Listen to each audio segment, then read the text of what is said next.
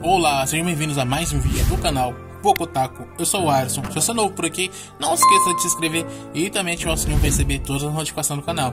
O link nas nossas redes sociais vão estar aqui na descrição, então segue a gente lá. Deixe seu like no comecinho do vídeo para estar nos ajudando.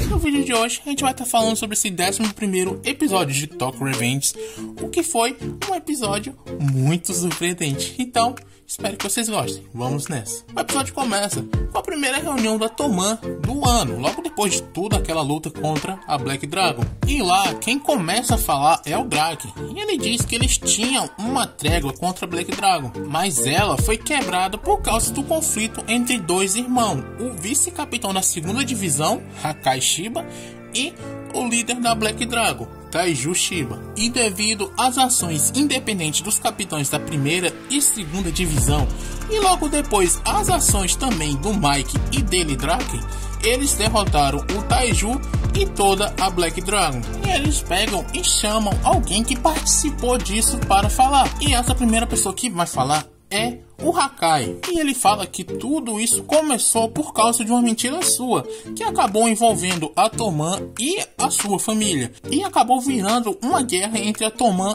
e a Black Dragon. E por isso a culpa de tudo aquilo era dele. E então o Hakai ele pede desculpa para todos que estavam ali. E todos aqueles outros membros ficam ali sem entender nada do que estava acontecendo, se perguntando que mentira era essa que ele tinha contado. Mas os outros capitães eles tomam ali na frente e falam que estava tudo bem, que eles já tinham conseguido derrotar a Black Dragon mesmo, então já tinha acabado. E todos os outros membros concordam que já acabou.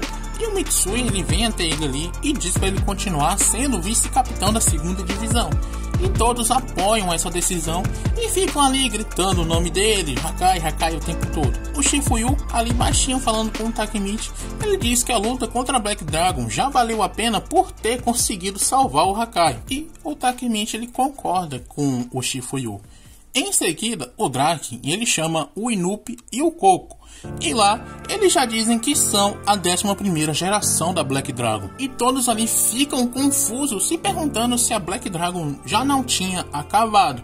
Mas o Coco, ele explica que a 10ª geração perdeu para a Toman. E o seu líder, o Taiju Shiba, saiu da gangue. E com isso, eles dois assumiram a gangue, sendo a 11ª geração. E depois de conseguir negociar com o Mike, eles resolveram se unir a Toman. E o Mike diz que eles, a Black Dragon, ficará com a 1ª divisão, ou seja, sobre o comando do Takemichi. Mas nem o próprio Takemichi está acreditando muito assim por toda essa responsabilidade ter sido jogado para ele. Mas o Mike diz que só está respeitando a decisão deles mesmo, porque eles só aceitaram esse acordo com essa condição de entrarem na 1ª divisão. E o Shifuyu já pensa que eles podem ter segundas intenções, e com isso os dois ele vêm até o Takemichi e dizem que ele pode não confiar neles agora, mas quando ele precisar de ajuda, é só chamar eles. E isso tudo, é claro, gerou várias pequenas discussões entre os outros membros da Toman. Mas logo todos eles se calam para o Mike continuar falando.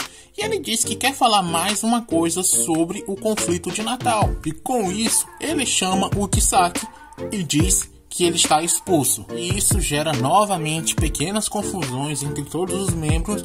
E o Shifuyu ele diz ali que falou pro Mike o que o Kisaki tinha feito, de ter traído eles. Mas não imaginava que o Mike iria tão longe, porque o Kisaki era um dos capitães. Por isso não imaginou que ele seria expulso. E o Kisaki com aquela cara ali desesperado pergunta se o Mike estava brincando.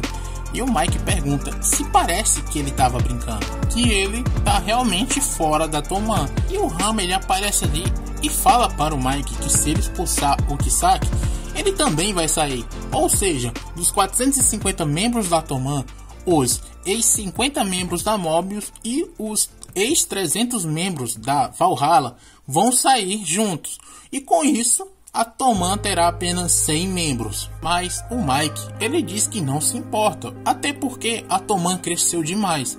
E o Kisaki ele vai e pergunta se esse não era o objetivo. E o Mike pergunta para ele se foi por isso que ele quis instigar o conflito de Natal, para tentar aumentar a Toman, já que foi ele quem incentivou o Takemichi e também deu uma faca para Yozora tentar matar o Taiju. E o Shifuyu, ele se pergunta se o Kisaki ele realmente achou que não ia acontecer nada depois do que ele fez. O Mike diz que fingia não ver o que ele fazia para fazer a Toman crescer, mas agora já chega.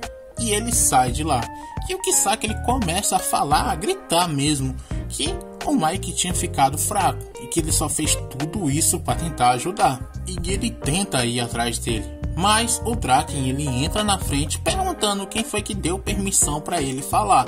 Mas o Rama ele aparece no meio dos dois, já dando um soco no Draken, dizendo para eles escutarem o que o Kisaki queria falar. E já ficando ali desesperado, o Kisaki ele chega até onde o Mike e diz para ele se ele não ia criar uma nova era para os delinquentes e que com isso a Toman ia crescer mais e mais e que quando cresce assim a escuridão aparece, mas ele ia cuidar dessa escuridão.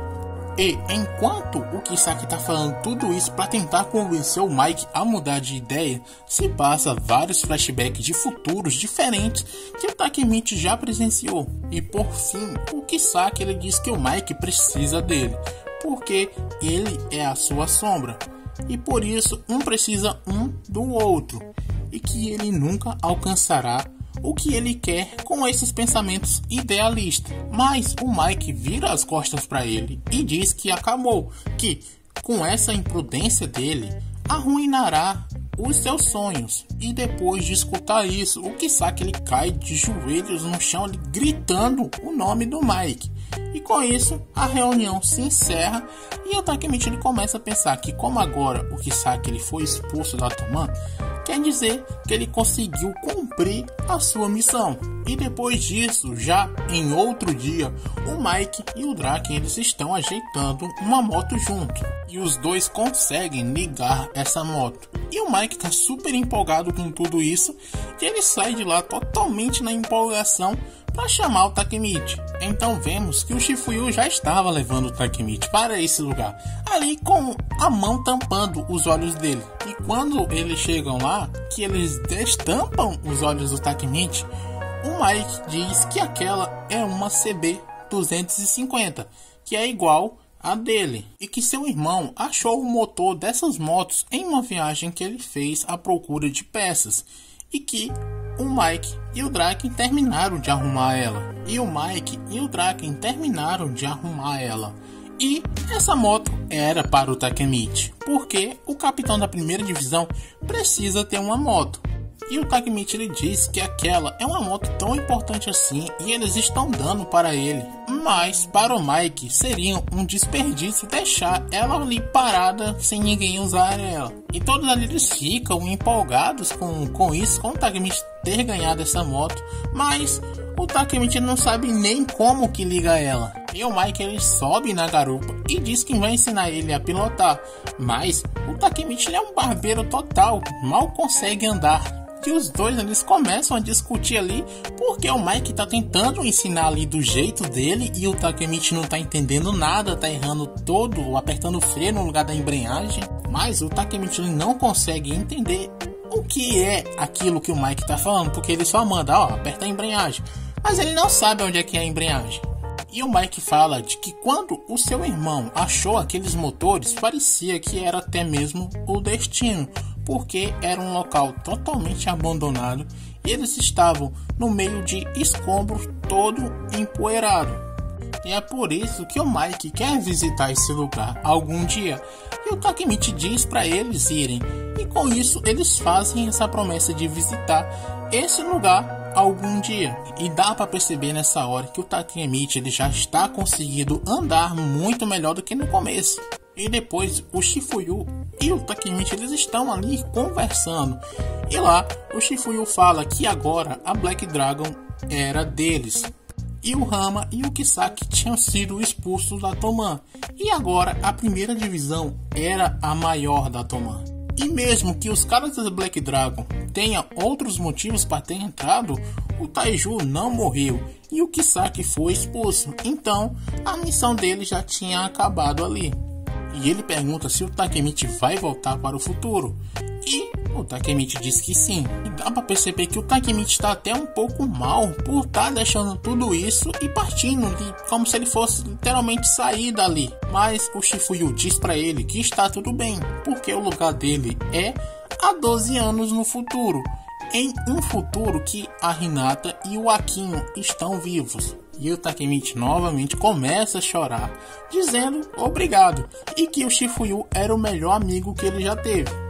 E que sem ele nunca teria chegado até ali. E os dois marcam de se ver novamente daqui a 12 anos. E depois, o Takemichi ele vai até onde o Naoto e diz que vai deixar a irmã dele aos seus cuidados. E estende a mão na direção dele.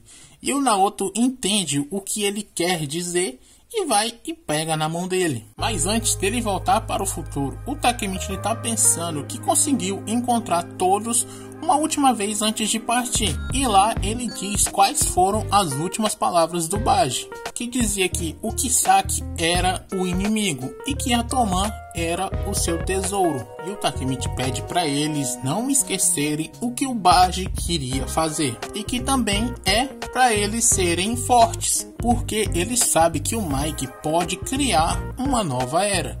E todos ali ficam até um pouco emocionados com todas as palavras que o Takemichi falou. E por fim, o Takemichi ele pede para todos eles tirarem uma foto junto. Mas eles ali não querem tirar essa foto. Fica assim, pô, mó vergonha de tirar essa foto. Mas o Takemichi ele tem o seu motivo para querer essa foto.